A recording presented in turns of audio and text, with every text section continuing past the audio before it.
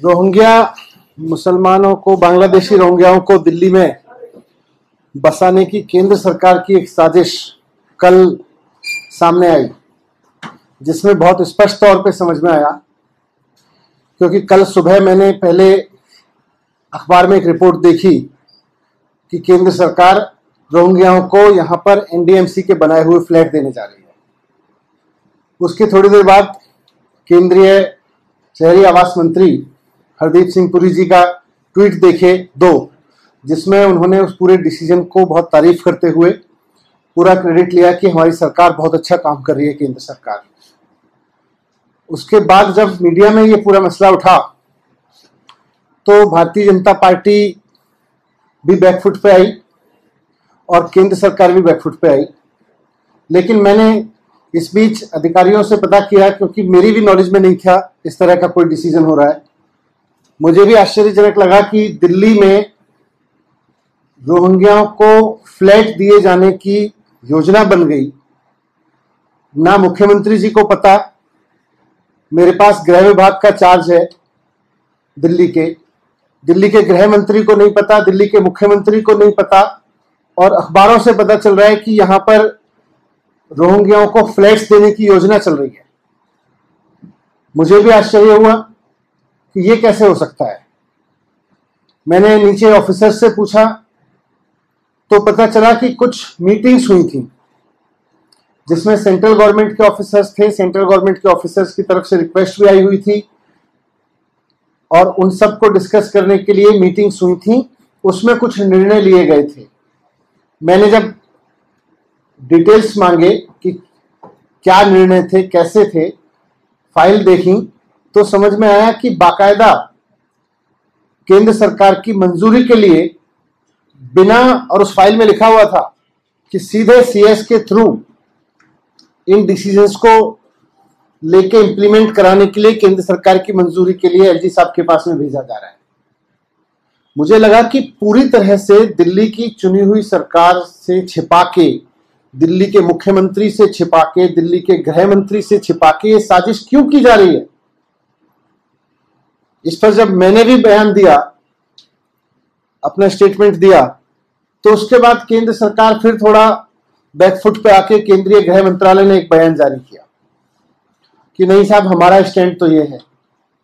अब सवाल उठता है कि अगर केंद्र सरकार का स्टैंड ये है और दिल्ली सरकार बार बार अपना रुख साफ कर चुकी है कि किसी भी तरह के अवैध प्रवास को, रोहिंग्याओं के किसी भी तरह के प्रवास को दिल्ली सरकार दिल्ली की सुरक्षा के लिए, देश की सुरक्षा के लिए खतरा मानती है, वैसे में उनको फ्लैट देने की किसी योजना का तो सवाल ही नहीं उठता। केंद्र सरकार का गृह मंत्रालय कह रहा है कि हम नहीं कर रहे, फिर ये कर कौन रहा था? अगर ये स्टैंड केंद्र सरकार के कुछ लोगों ने, और जिसकी पुष्टि इस बात से भी होती है कि हरदीप सिंह पुरी जी ने बाकायदा उसको अपलोड करते हुए ट्वीट किया था, केंद्रीय आवास मंत्री हैं वो, और अगर दिल्ली में आवास दिए जा रहे हैं और केंद्रीय आवास मंत्री उसको अपलोड करके कह रहे हैं केंद्र की ये शानदार योजना है, और केंद्र सरकार के अफसर और दिल्ली सरकार के अफसर मीटिंग करके, दिल्ली पुलिस के ऑफिसर मीटिंग करके कुछ डिसीजन ले रहे हैं और फिर उनको बिना चुनी हुई सरकार को दिखाए एलजी का अप्रूवल के लिए भेज रहे हैं, तो फिर ये करा कौन रहा है? अगर केंद्र सरकार इसके खिलाफ है तो फिर कौन करा रहा है? दिल्ली सरकार से छिपा के किया जा रहा है, चुनी हुई सरकार से छिपा के किया जा रहा है, तो करा कौन रहा है? केंद्रीय मंत्री जी इसकी तारीफ कर रहे हैं तो फिर करा कौन रहा है? केंद्र सरकार के ऑफिसर्स भी मीटिंग्स में डिसीजन ले रहे हैं तो करा कौन रहा है? तो इसीलिए मैंने गृह मंत्री जी को, केंद्रीय गृह मंत्री जी को चिट्ठी लिखी है अभी, और उसमें मैंने उनसे ये रिक्वेस्ट किया है कि पहली बात तो ये कि आप केंद्र सरकार का स्पष्ट रुख देश के सामने रखें, दिल्ली के सामने रखें, और दूसरा, ये जो साजिश हो रही है या हो रही थी कि दिल्ली की चुनी हुई सरकार से छिपाकर, और अगर केंद्र सरकार भी ऐसा मानती है कि रोहिंग्याओं को नहीं बसाना है, फ्लैट नहीं देने, तो फिर केंद्र सरकार के भी रुख के खिलाफ जाके ये डिसीजंस किसके कहने पे लिए जा रहे थे, कौन ले रहा था, कहां से इसके आदेश आ रहे थे, ये सबकी बहुत निष्पक्ष तुरंत जांच होनी चाहिए।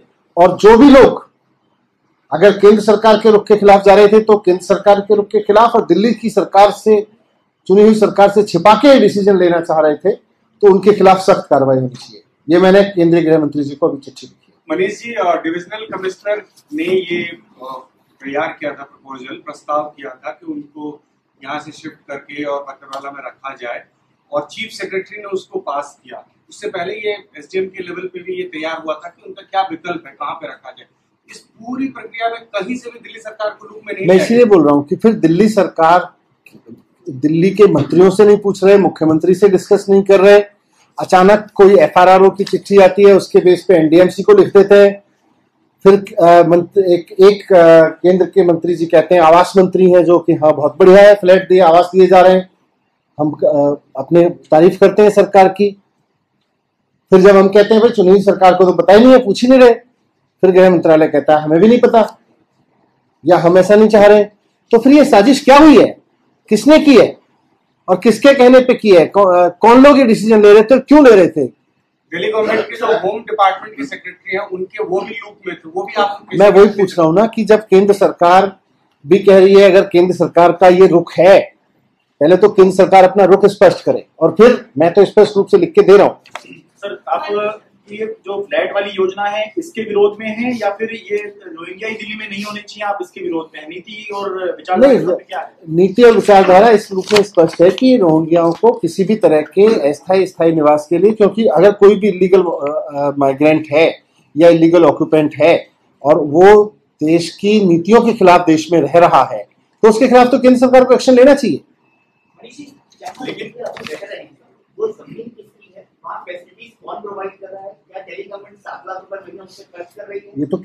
ये तो दिल्ली पुलिस बताएगी ना कहाँ रह रहे हैं, ये केंद्र सरकार बताए कहाँ छिपा कर। ये तो आप अपने बेस पे पूछ रहे हैं ना, अभी तो दिल्ली सरकार के पास ऐसी कोई जानकारी नहीं है कि कहाँ रोहिंग्या रह रहे हैं, कहाँ रह रहे हैं। एक इम्पोर्टेंट सवाल ये कि दिल्ली सरकार बार-बार कहती है कि हिमाचल में 6 महीने में हिमाचल का सीएम चेंज होने वाला है, गुजरात में 6 महीने में गुजरात का सीएम चेंज होने वाला है, या उसको पता चल जाता है कि उनका कौन सा मंत्री कब गिरफ्तार होने वाला है। उसका इतनी सारी नॉलेज होती है, इंटेलिजेंस की सब कुछ इनपुट होते हैं, लेकिन इसके बारे में डेप्यूटी सेक्रेटरी होम से लेके एसीएस होम तक, डीएम से लेके, यही तो मेरे लिए भी है। ऐसी इंटेलिजेंस के मामले में एकदम फेल रही है। मैं वही कह रहा हूँ कि ऐसी चीजें पता चल जाती हैं, और ये इतना सीक्रेटली किया जा रहा था, तो क्या साजिश है ये, इसकी जांच होनी चाहिए। जम्मू कश्मीर में नॉन कश्मीरी भी वोट डाल पाएंगे? सर, रोहिंग्या पे एक सवाल है। सरकार एमएचए ने कल चिट्ठी में कहा कि दिल्ली सरकार जो प्रेजेंट लोकेशन है रोहिंग्या कैंप की, उसको डिटेंशन सेंटर घोषित करे और ये इमीडिएटली किया जाना चाहिए। इस पे क्या आपका रिस्पॉन्स है? Are you going to declare? पहले केंद्र सरकार अपना रुख तो साफ करे, कल से कंफ्यूजन फैला रखा है। एक मंत्री जी कह रहे हैं कुछ, एक मंत्री जी कह रहे हैं कुछ, नीचे अफसरों से कुछ करवा रहे हैं। पहले केंद्र सरकार इसकी पूरी जांच कराए, उसके बाद में ये कैंप, कौन सा कैंप चलेगा कौन सा नहीं चलेगा, ये तो सब पुलिस के निर्णय है। यही तो हम पूछ रहे हैं। सर, बीजेपी लगातार कॉन्फ्रेंस कर रही है, आज भी करा है। उन्होंने कहा कि उनको बिजली, पानी, तमाम सुविधाएं जो है वो दिल्ली सरकार मुहैया करा रही है, और दिल्ली सरकार ही सब कुछ करवा रही है। उस पर आपका क्या है? तो बताए ना कहाँ रोंगे हैं, क्यों रख रखे हैं, केंद्र सरकार ने क्यों रखे हुए, बीजेपी ने क्यों छिपा रखे हैं, किसने छिपा रखे हैं, और फिर पीछे से मीटिंग करा रहे हैं, क्यों करा रहे हैं?